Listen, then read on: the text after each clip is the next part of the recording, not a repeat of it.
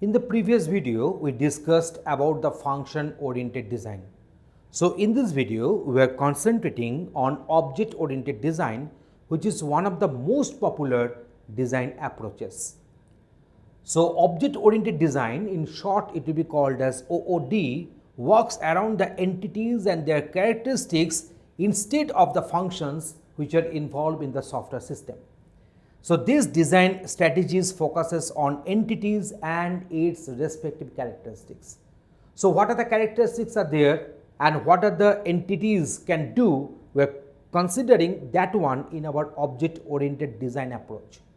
And the whole concept of software solution revolves around the engaged entities. So, now let us see the important concepts of object oriented design. So, what are the important concepts we are having? The first one is object. Whatever is getting done is by one object. So, object, all entities involved in the solution design are known as objects. So, all the entities should be considered as an object. For example, person, banks, company and customers are treated as objects, and every entity has some attributes associated to it and has some methods to perform on those attributes.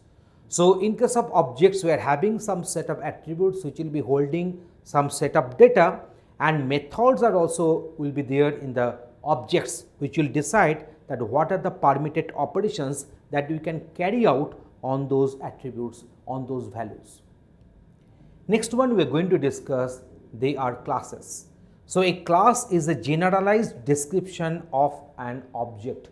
So, it is a blueprint of object. An object is an instance of a class.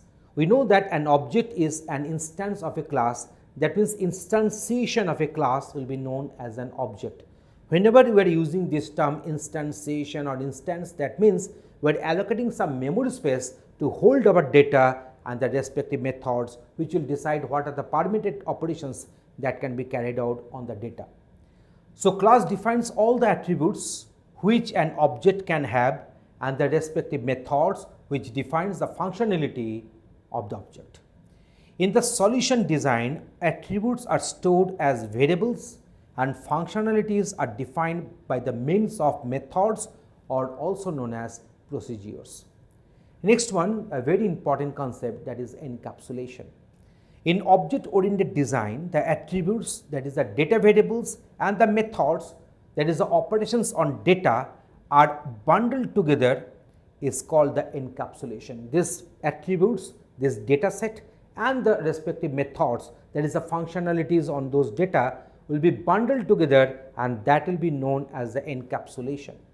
Encapsulation not only bundles important information of an object together, but also restricts access of the data and methods from the outside world, and this is called information hiding.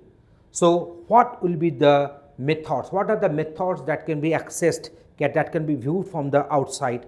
What are the variables that can be viewed or accessed from the outside? So, this accessibility will be also defined in this respective classes. So, as a result of that, this encapsulation means those data which will remain hidden, those method which will remain hidden within that respective class will also emphasize the concept of this encapsulation. So, encapsulation means the set of attributes and the permitted operations in the form of methods or procedures will be bundled together, and that is known as the encapsulation. So, what are the attributes, what are the methods that can be accessed or cannot be accessed from the outside of the class, that we can also mention explicitly. We are having the next one, that is the inheritance.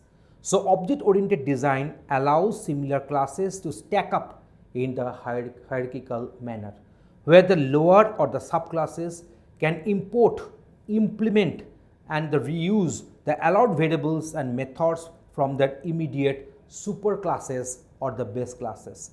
This property of object oriented design is known as inheritance, and this makes it easier to define specific class to create generalized classes from the specific ones. So, also this inheritance actually this inheritance also emphasizes the reusability of the programming code. So what will happen? We will be having one superclass or the base class from where the properties and attributes can get inherited onto the subclasses or onto the derived classes, so that there is no need to define each and every class individually. We can inherit some properties, some methods from the base classes to the derived one. So here in this particular diagram, we have shown some different types of inheritance as possible. So this is the base class, say let it be class A. This is our derived class or the subclass, so we can call it as class B. So it is known as simple inheritance.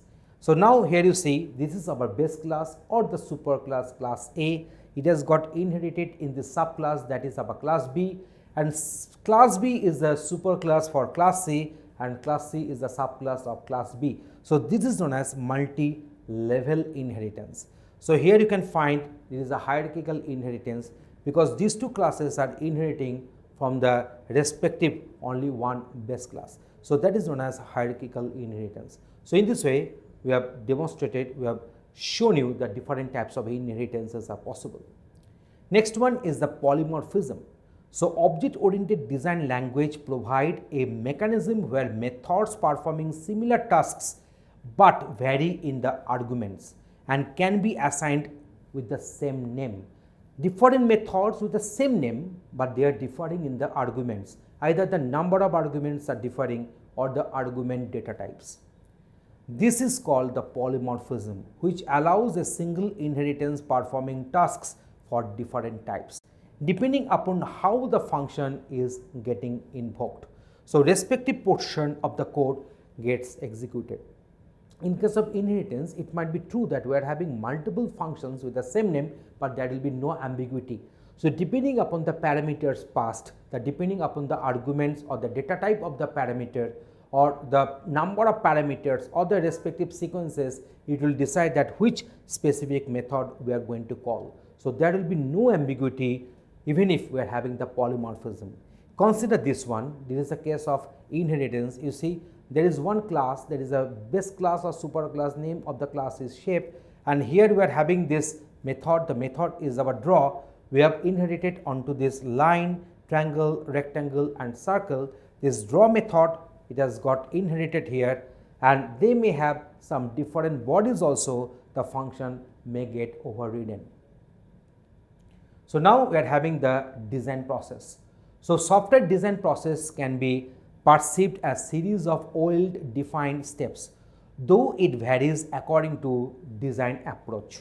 So function oriented or object oriented, yet it may have the following steps involved. So let us discuss what are the specific steps with the help of which one software can be designed. So a solution design is created from the requirement or previous use system and or the system sequence diagram. So at first we shall go for a solution design. From the previously built system, we might be having some idea, or system sequence diagram, the solution system will be, a design solution will be obtained. Next one is the objects are identified and grouped into the classes on behalf of similarity in attribute characteristics. So we can find that these are the set of attributes. These are the set of attributes which are common in multiple objects, and these are the objects which are similar in nature. So those objects will have a class under which these objects will get instantiated. So class hierarchy and the relation among them is defined, and then application framework is also defined on which this application and the software is going to get implemented and developed. So in this way, we have defined what is object-oriented design. So in our UML tutorial, also we have discussed this object-oriented analysis and object-oriented design into more details. You can also watch that tutorial also. Thanks for watching this video. Tutorialspoint.com. Simply easy learning.